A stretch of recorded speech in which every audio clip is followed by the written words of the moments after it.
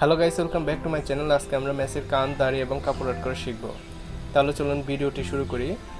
প্রথমে আমি SB pencil use করে লাইট শেডিং করছি এবং বেস লেয়ার দেওয়ার জন্য আমি এসবি পেন্সিল ইউজ করব।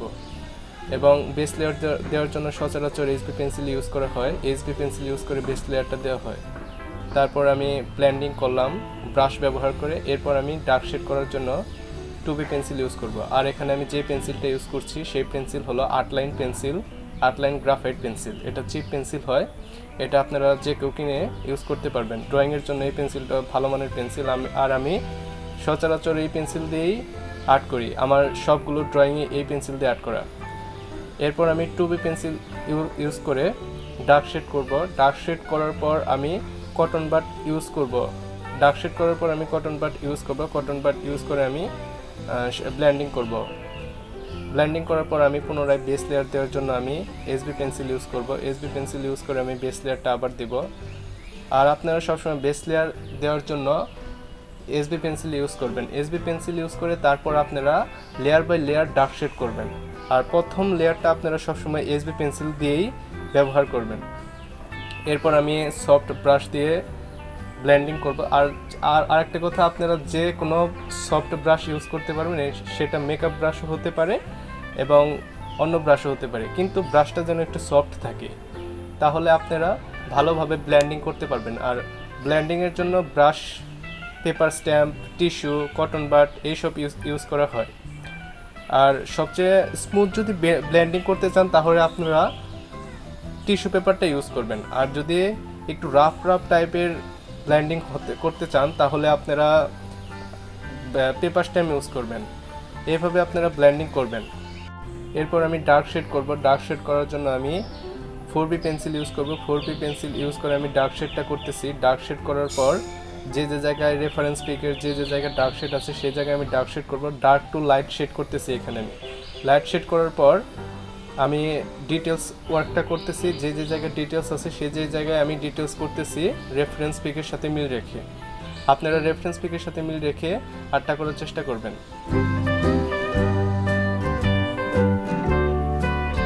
এরপর পুনরায় আমি 4B পেন্সিল ইউজ করতেছি। 4B পেন্সিল ইউজ করে পুনরায় আমি ডার্ক শেড করলাম। এখন আমি 10B পেন্সিল ইউজ করে যে জায়গায় বেশি ডার্ক আছে সেই জায়গায় বেশি ডার্ক দেওয়ার চেষ্টা করতেছি।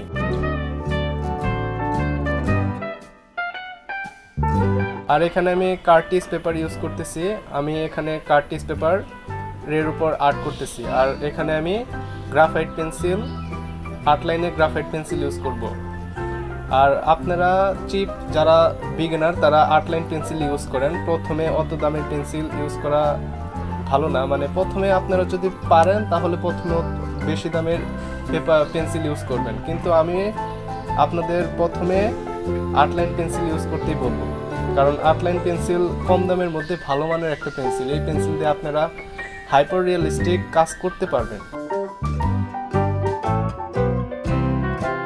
আর এইভাবে আপনারা পরবর্তী কানটাও আর্ট করবেন। আর প্রথমে লাইট টু ডার্ক শেড করবেন। লাইট টু ডার্ক সবসময় আপনারা মনে রাখবেন যে লাইট টু ডার্ক শেড করবেন। আর লেয়ার বাই লেয়ার শেডিং করবেন। লেয়ার বাই লেয়ার শেডিং করলে আপনাদের স্কিন টোনটা আনতে বেশি দেরি লাগবে না, কিন্তু একদম স্মুথভাবে স্কিন টোনটা আসবে।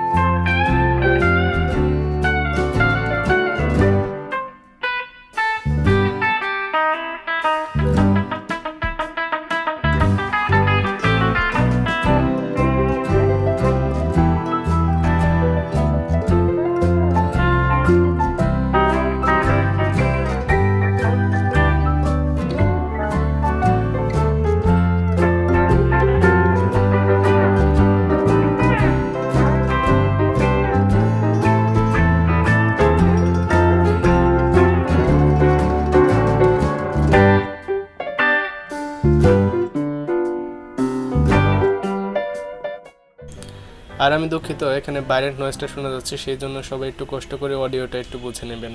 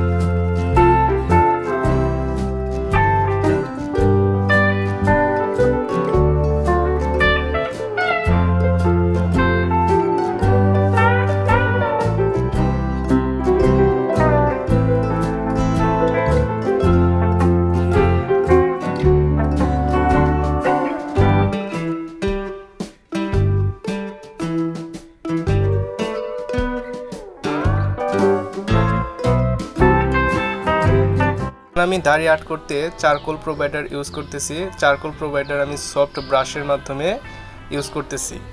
আর আপনারা যদি চান তাহলে অবশ্যই আপনারা চারকোল প্রোভাইডার বাড়িতেই তৈরি করতে পারবেন। চারকোল প্রোভাইডার একটু প্রাইস বেশি, তো সেই জন্য আপনারা বাড়িতেই তৈরি করে ব্যবহার করতে পারবেন। আর আপনারা তো রেজাল্ট দেখতেছেনই যে কীরকম হয়। চারকোল প্রোভাইডার বাড়িতে তৈরি করার পরও একটা সুন্দর একটা শেপ আসে। আর ভালোভাবে মিক্সড যদি করতে পারেন তাহলে ভালো একটা শেপ দিতে পারবেন চারকোল প্রোভাইডার দিয়ে।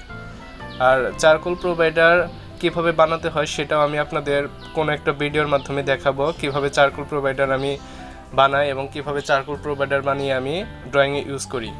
আর এই মেসির ভিডিওটা হচ্ছে পার্ট বাই পার্ট ভিডিও। আর যারা আগের ভিডিওগুলো দেখেনি তারা অবশ্যই আগের ভিডিওগুলো দেখবেন, ডিসক্রিপশনে আমি লিঙ্ক দিয়ে দেব। আর যারা এই আর্টটি একদম এই পিকটাই আর্ট করতে চান তাদের জন্য আমি রেফারেন্স পিকের লিঙ্কটা আমি ডিসক্রিপশনে দিয়ে দেবো, সেখান থেকে আপনারা পিক নামিয়ে এই পিকটা আর্ট করতে পারেন। এরপর আমি চারকোল পেন্সিল ইউজ করব। চারকোল পেন্সিল ইউজ করে ভালোভাবে দাড়িটা আর্ট করব। তারপর আমি এইভাবে ব্লেন্ডিং করব। এরপর আপনারা হাইলাইট করবেন। হাইলাইট করার জন্য মনোজিরো ইরেজার ব্যবহার করবেন। মনোজিরো ইরেজার দিয়ে আপনারা হাইলাইট করবেন। এই ইরেজারটা ভালো একটা ইরেজার। যারা এখন পর্যন্ত এই ইরেজার কিনেননি তারা এই ইরেজারটা কিনে ফেলুন, কারণ আপনাদের ড্রয়িংয়ের ক্ষেত্রে এই ইরেজারটা অবশ্যই লাগবে।